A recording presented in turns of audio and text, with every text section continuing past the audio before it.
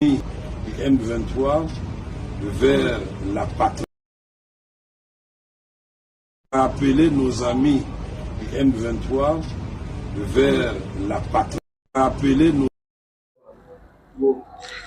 Le Wazalendo vient de lancer un message très fort contre M. Joseph Kabila. Na minute oyo, panique totale na Bukavu par rapport à un message. Oyo ba Wazalendo ba utu ko lancer à l'endroit de M. Kanambe Kazebering. Et bokoye ba na message nini oyo ba Wazalendo ba utu ko lancer contre M. Joseph Kabila. Enfin, la date attendue. Les États-Unis d'Amérique, à travers le président américain Donald Trump, via son interview, Donald Trump vient de confirmer la date de l'accord qui sera signé entre le Rwanda et la République démocratique du Congo. Mbote na bainyo soto bazui libaku malamu ya kolanda biso na chaîne oyo ya bino ya detata et de mama. Bandeko à chaque fois bozala toujours boye ba mboka elali ndenge nini elamuki ndenge nini tozali wapi et tozali kokete wapi. Match baby. Ha. Na minute oyo ndenge tozali koyebisa bino. Boyokaki présence ya M. Joseph Kabila na Bukavu. Montu ya liboso ya ko confirmer message ya l'arrivée de M. Kanambe c'est Némi Mulanya.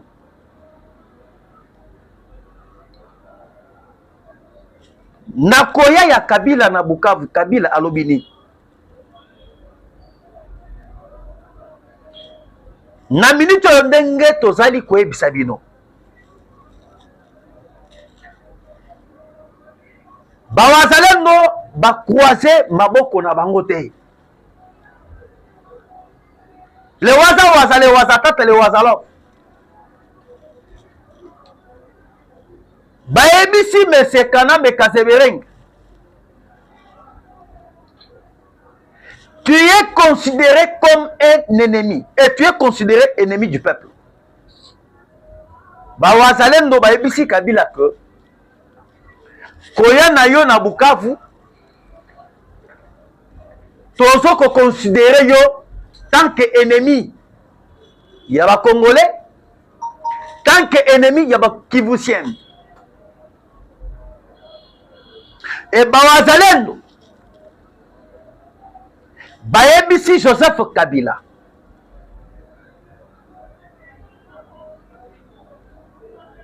et bayebisi na baitu oyo bazali koya pona makambo oyo etali consultation. Balobi chaque personne qui va accepter ya ke azala consulter et pas ya Joseph Kabila azali considéré comme l'ennemi du peuple.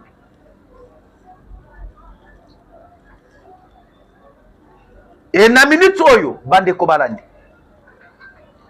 Boyeba que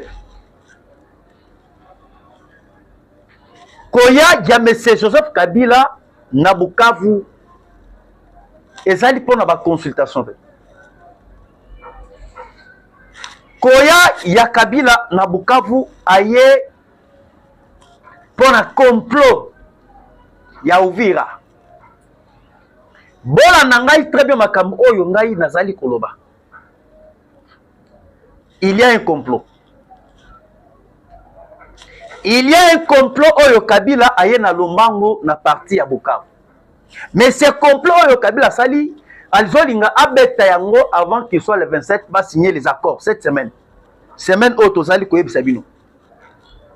Parce que le 27 l'accord est confirmé entre les États-Unis, le Rwanda et la RDC. Et tokoyebisa bino makamunini ambassadrice il y a États-Unis qui est au Congo, Lik Taimin. Oyo alobi contre le Rwanda. Rwanda aya te.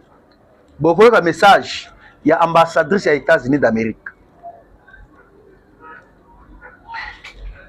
objectif clair oyo Joseph Kabila ayaki na yango na Bukavu ezali ya kokwisa Fizi, Uvira.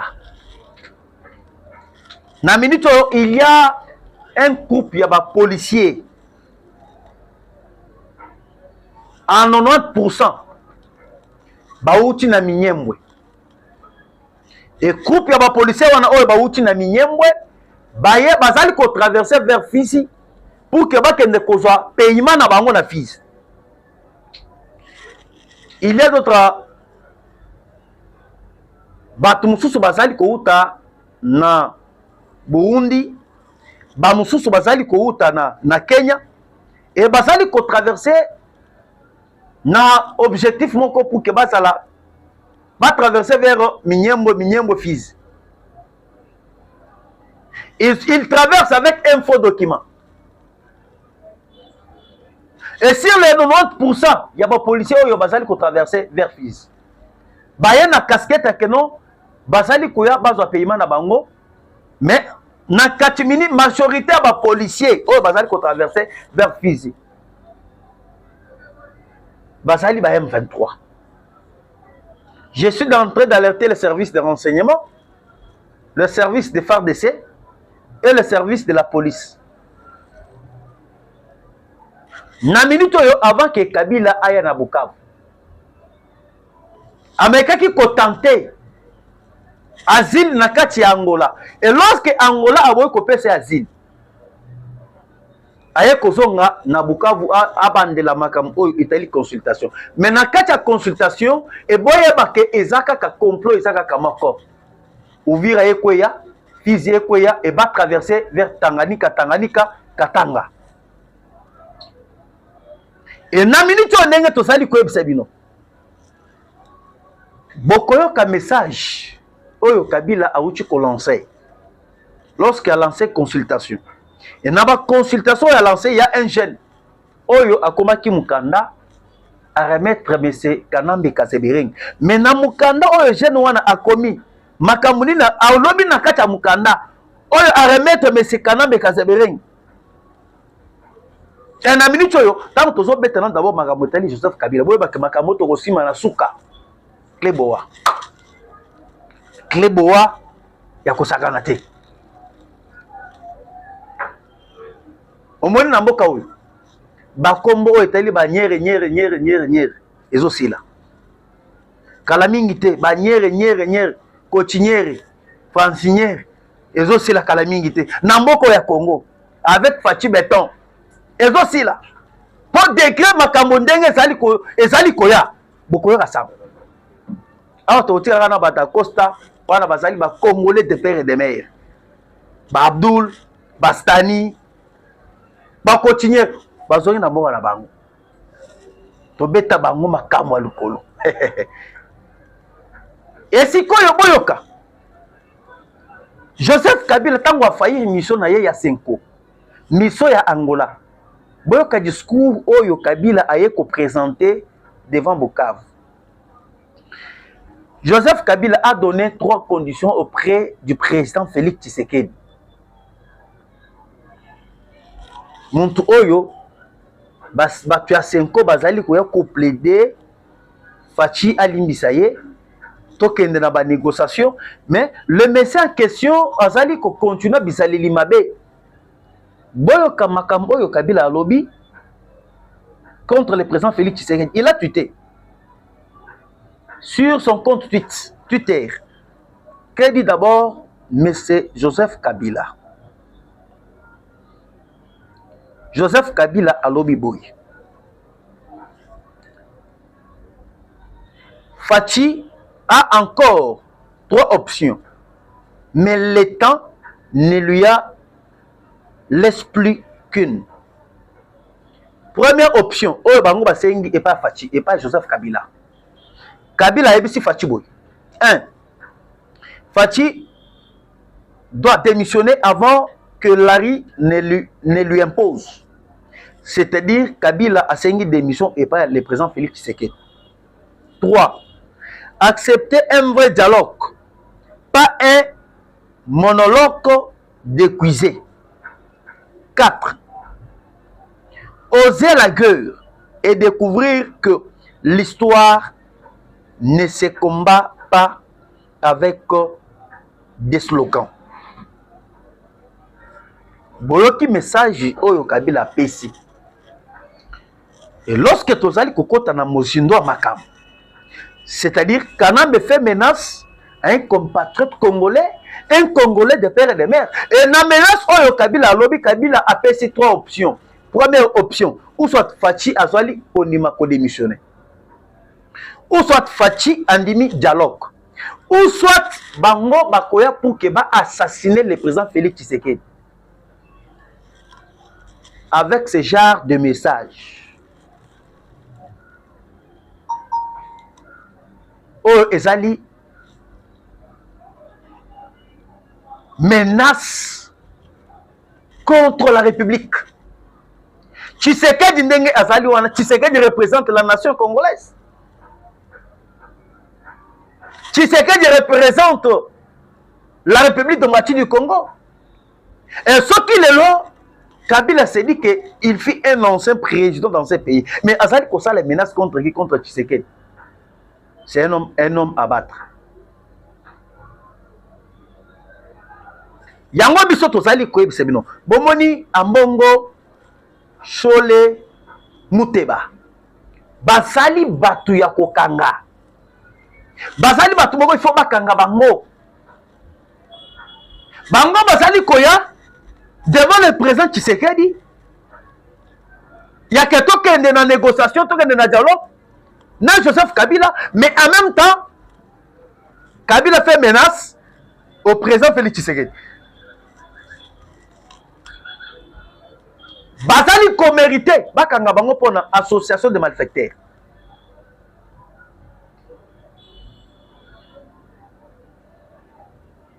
C'est, je comprends. Na makambo o ya bango ya dialogue.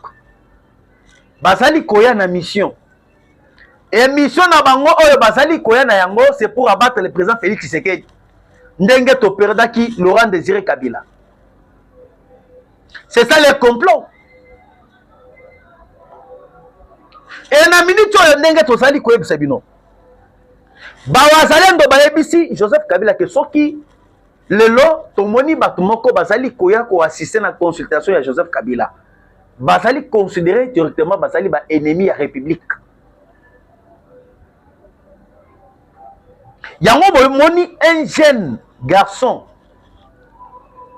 tango bayaki na consultation tant que ba jeune étudiant na Bukavu, parce que Kabila a consulté un groupe de chefs coutumiers, un groupe d'étudiants na Bukavu, précisément pene ya résistance naye autobingi résistance Joseph Kabila Kabange par expert Rubenga, côté ya Rubenga et sika résistance naye ezali. Toyebi Sarabino na Congo abandoki ezali ka ba Rwandais. Ba Rwandais nde bazali bandoki. Et lorsque Kabila a consulté bango, Kabila sali koyebisa ba jeune wana, je suis venu libérer la nation. Yoka kindoki. Devant ba étudiant ake ko consulter na Bukavu. Et je suis venu libérer la nation contre la dictature de M. Tshisekedi, contre la violation des lois par le M. Tshisekedi devant les étudiants. Et Kabila a commis betatolo que non, je suis libérateur. Mais il y a un jeune. Au moins na Congo, tozali na batu ba jeune. Oh bandi, oh basali na makila ya Congo. Lorsque les jeunes hommes là a pris la parole devant Joseph Kabila. Non, pardon. J'ai compris que na Congo awa tozana bato balingi mboka. Il a parlé et akamati pe na lettre apesi monsieur Joseph Kabila. Boyo kamakam oyo jeune homme wana aibisi monsieur Kanambe Kazebereng.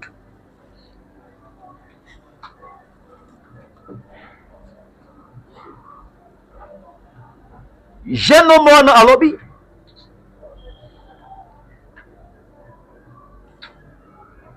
Joseph Kabila ozali ancien président dans ce pays. Le peuple qui vous tienne bapesa kiyo ba honneur ba vota yo na 2011.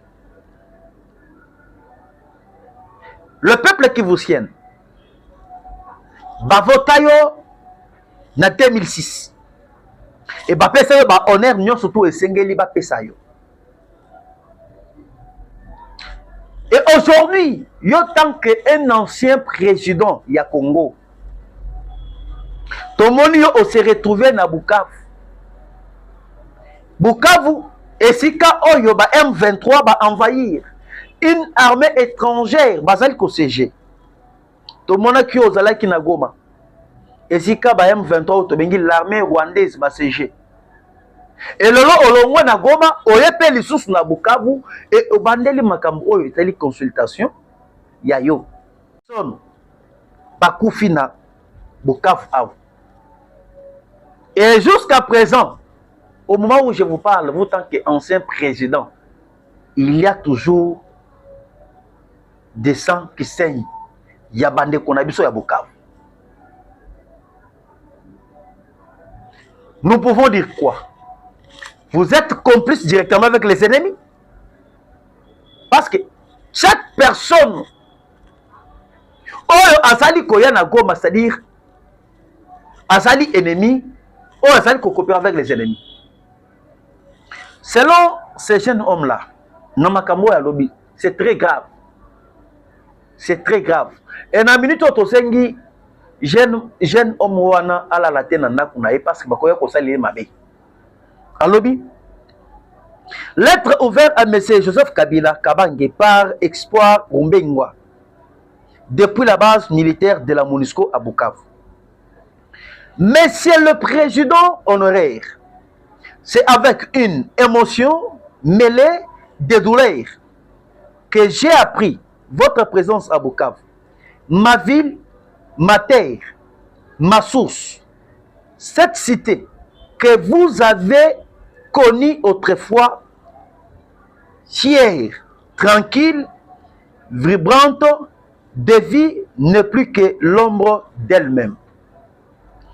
Aujourd'hui, ce n'est pas un simple citoyen qui vous écrit, c'est un témoin direct d'un naufrage. Bukavu saigne, Bukavu gémit, Bukavu appelle au secours, mais personne ne répond. Depuis l'arrivée des rebelles, tout s'est effondré. La ville est tombée aux mains de l'ennemi.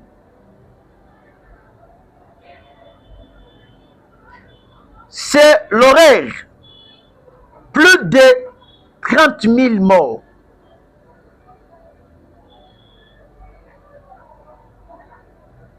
Créés par les envahisseurs. 650 femmes violées. 700 jeunes portés disparus. Biens publics pillés ou vendus, écoles, terrains, parcs entre les mains opaques des ennemis du M23. La nuit est devenue synonyme d'angoisse, ce qui fut jadis un espace de liberté est désormais un champ de silence et de terreur. Monsieur Joseph Kabila, je vous adresse ce message. Un mot avec le cœur lourd. Et c'est en votre nom que cette tragédie se déroule. Umoni? Et c'est nous on a tourné à Mutuna. Makambo ezali kosala mpona kombo na yo. Et je me souviens en 2006. Vous acclamez le rue vibré d'espoir. J'étais de ceux qui ont dansé torse nous. Fous de joie. Convaincus que vous observe. Le peuple vous regarde. Ne les trahissez pas. Et vous avez déjà trahi. boyoki ndenge jeune wana yebisi Joseph Kabila makambo eza ebele kosimba kuna ata bavimbani bamati bakiti awa kaka biso balabala faci ou rien wana makambo ya mike biso toyebisa bino ke bato wana bazali bampexe mais faci azali lion et na minute oyo boyeba ke ata bamati bakiti l'accord vient d'être confirmé par le président Donald Trump aux États-Unis d'Amérique nde esika makambo ye kobebela Donald Trump a confirmé à ça le point de presse aux États-Unis d'Amérique. Avant sommet, il y a autant. Trump a confirmé à lobby il y aura bel et bien l'accord qui sera signé entre la RDC et le Rwanda. Et pourquoi Donald Trump a préféré tout signer accord les mêmes jours. Au sommet, il y a autant, ils allaient se tenir. Na minute on est tout ça, Sabino. Plupart, il y a Mboka Oyo et Zali qui soutenir Rwanda, ce sont des pays de l'OTAN. Et Trump a bêti carte. Et Sengali Mukolo Oyo, Bango Bazo Kende Kukota, réunion à Bango sommet, il y a autre, il y a autant. Parce que l'OTAN, nous voyons la France, l'Angleterre, la Belgique, Canada, Pays-Bas, Italie. Tous les pays décider il y a autant bazo kokutana na sommet aux États-Unis d'Amérique. Et le même jour, la République démocratique du Congo va se retrouver aux États-Unis d'Amérique pour aller signer l'accord.